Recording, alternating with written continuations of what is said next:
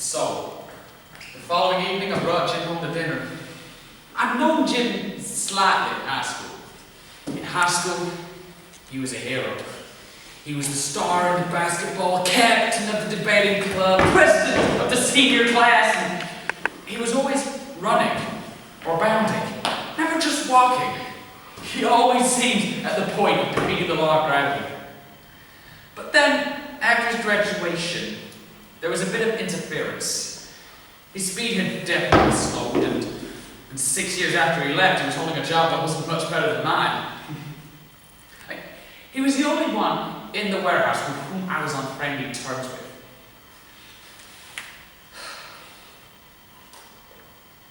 And I looked up to him because of someone who could remember his former glory.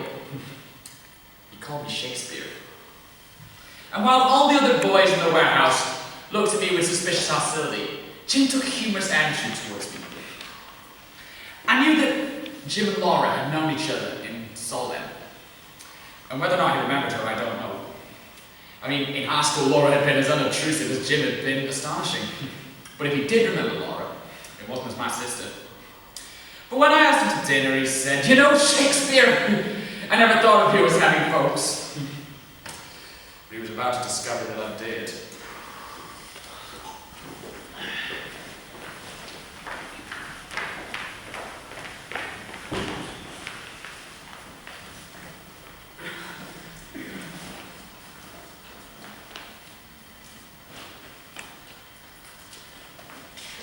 Why are you trembling? Oh, Mother, you made me so nervous. What made you nervous? All this fuss, you make it seem so important. I don't understand you, Laura. Every time I try and arrange something for you, you seem to resist it. Now just take a look at yourself. No, wait, just one moment. I have an idea. What's it now? Mother, what are you doing? They call me deceivers. I won't wear them. You will. Why should I? Because to be painfully honest, your chest is flat. You make it seem like we're sitting in trap. All girls are trapped, a pretty trap, and men expect them to be. Now just look at yourself. This is the prettiest you will ever be. I gotta go fix myself now. You're gonna be surprised by your mother's appearance.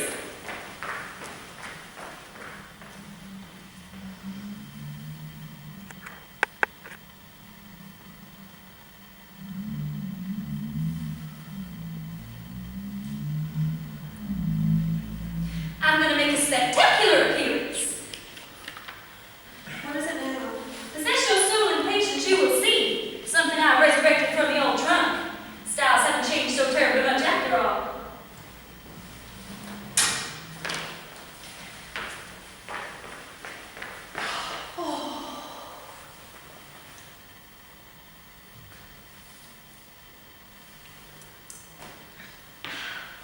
Now just look at your mother. I wore it on Sundays for my gentleman callers. I had it on the day I met your father. I had malaria fever all that spring. Change of climate from East Tennessee to the Delta, weakened resistance. I had a little temperature at the time. Nothing to be serious, just enough to make me restless and giddy. Invitations poured in, parties all over the Delta. Stay in bed, said Mother, you had a fever, but I just wouldn't.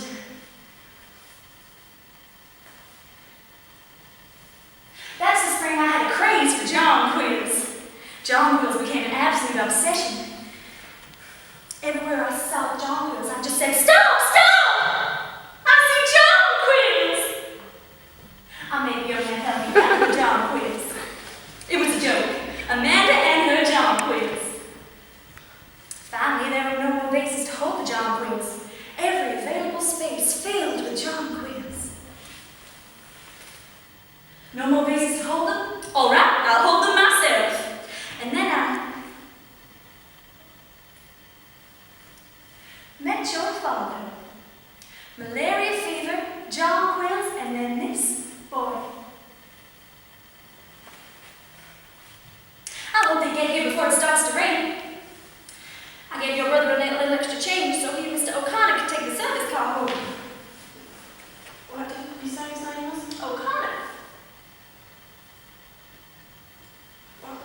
tonight? I don't remember. Oh, yes, it was Jim! Not Jim. Yes, it was Jim. I never known a Jim who wasn't nice. Mother, are you sure his name is Jim O'Connor? Yes, why? Is he the one that Tom used to know in high school? He didn't say so. I think he just got to know him at the warehouse. There was a Jim that we both knew in high school. If that is the one that Tom was bringing to dinner, then you'll have to excuse me. I won't come to the table. What nonsense is this? You could ask me once if I ever liked. Don't you know? I'll show you this boy's picture. Oh, you mean the boy you showed me in the yearbook?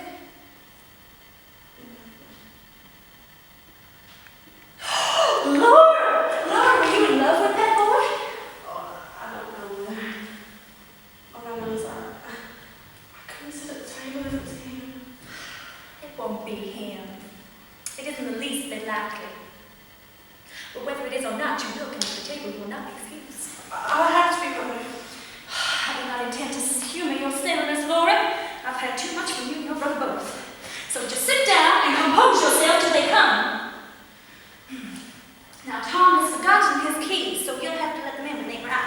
Oh, Mother, don't make me do it. I'll be in the kitchen busy. Oh, please, you go. Please don't make me do it. I have to make the dressing for the salmon. First silliness over a jelly and cod.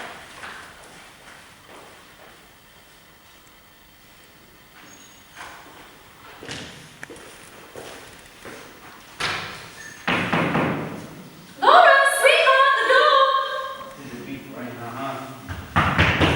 Laura, that is your brother, Mr. O'Connor. Will you let them in, darling?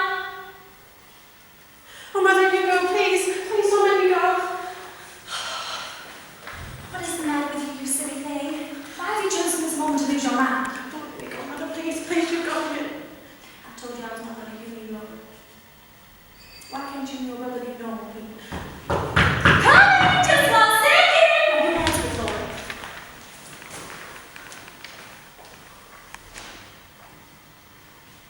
Oh, Laura, this is Jim and Jean. This is my sister Laura. I don't believe she mentioned you had a sister. Okay. Your hands are cold, Laura. Excuse me. What's the matter? Oh, Laura. Well, you see, Laura is terribly shy. Shy, huh? It's unusual for me to shy girl nowadays. I don't believe you mentioned you had a sister. Well, now you know. I do. Where are you going? The terrace. You know, Shakespeare, I want to sell you a bit of goods. What goods? Of course I do. Huh? Public speaking. So it's going to have a lot for me. In what way? You ask yourself, what's the difference between us and the man in the office down front? Brains? Ability? No. So, it's one little thing. What is that one little thing? Primarily, it amounts to social poise. Being able to square up to people and hold your own on any social level. Tom? Yes, Mother? Is that you and Mr. O'Connor? Yes, Mother?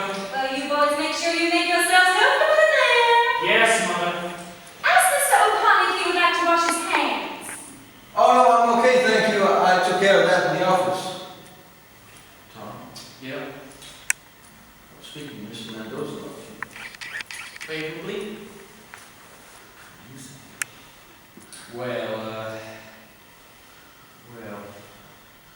You know, lose your job if you don't wake up. I am waking up. You show no The signs. signs are interior. I'm planning to change. I'm planning to give myself to a future that doesn't involve the warehouse, Mr. Mendoza, or even a night course in public speaking. What are you guessing about? I'm tired of movies. Movies? Yeah, movies. You see that? All the Hollywood glamour. People go in there, hogging it up, gobbling it all up. You know what happens? People go to the movies instead of moving. Hollywood characters are supposed to have the adventures for everybody in America, while everybody in America sits in a dark room and watches them happen. Until there is a war. That's when the whole adventure becomes available to the masses. Then the people in the dark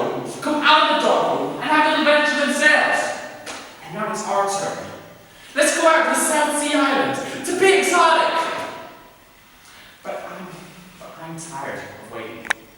I'm sick of it. I'm going to move. Move? Yeah, move.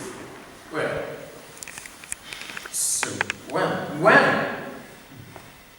Look, Leave your merchant seaman? I paid my dues this month. Still the light bill. You forget it when they turn the lights off. I won't be here. I'm like my father. The bastard son of a bastard. See how he grants? He's been absent going on 16 years. You're just talking. You drip. Would you mind think about this? Here comes my mother's not going to see my plans. Well, so this is Mr. O'Connor. Introductions entirely unnecessary. I've heard so much about you from my boy. I finally said, Tom, good gracious, why don't you bring this paragon supper? I'd like to meet this fat young man. Let's stand some more cool air here. Tom, leave the door open. Let's sit down. I found a nice fresh breeze a moment ago. Where's it gone to? So warm already. And not quite summer even. We're going to burn up when summer really gets started.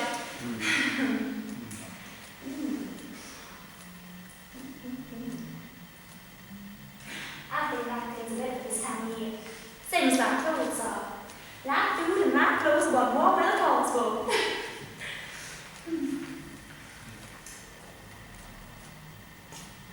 I wasn't prepared at all. Heavens, already summer!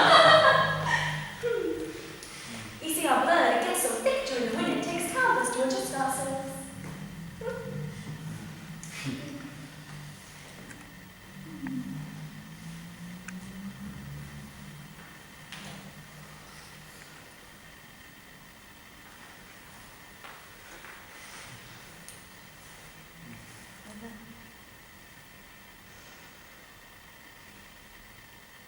Around the trunk for my long dress. I ran to the trunk and pulled out this light dress. Terribly old, historical almost, but feels so good and cool. Mother, Yes, honey? how about supper? Oh,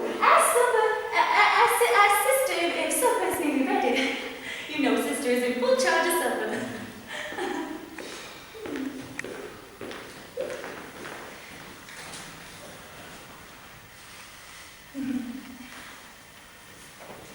Have you met Laura? She... Let you in? Oh, good, you've met already. It's rare for a girl as sweet and pretty as Laura to be domestic. But then heavens, Laura is not only pretty, but also very domestic. I'm not at all. I never was a bit. I can never make a thing but angel food and cake. Well, in the South, we have so many servants. Gone, gone, gone. I wasn't prepared for what the future brought me. Well, my general college the sons of planters, and so of course I assumed that I would be married to one and raise my family on a large piece of land, but man proposes and women accepts the proposal.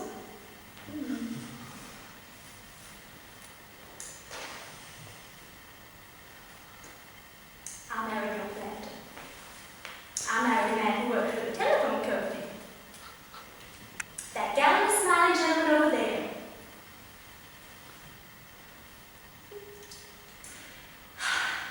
A telephone man who fell in love with long distance. Now he travels and I don't even know where.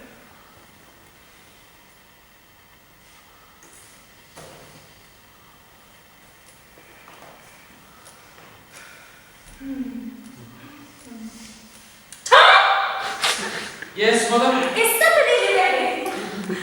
It looks to me like supper's already on the table. Oh, lovely. Oh, but where is sister? Laura said she's not feeling well, and she says that she can't come to the table. What nonsense is this? Laura! Oh, Laura! Oh, come in, Mr. O'Connor. You sit over there.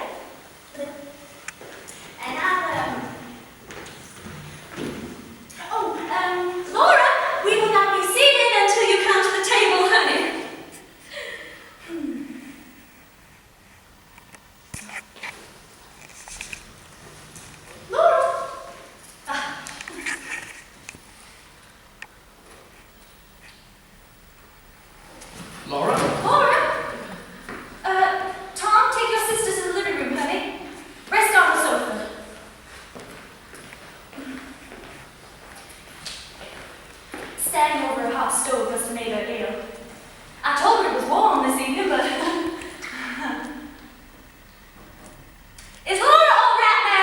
Yeah.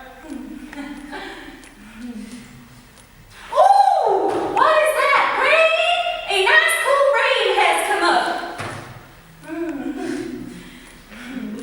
I think we may have lace now. Tom? Honey!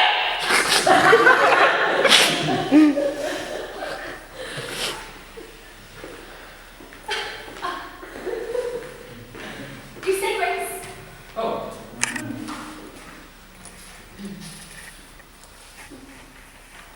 For all thy mercies, God's holy name be praised. Amen.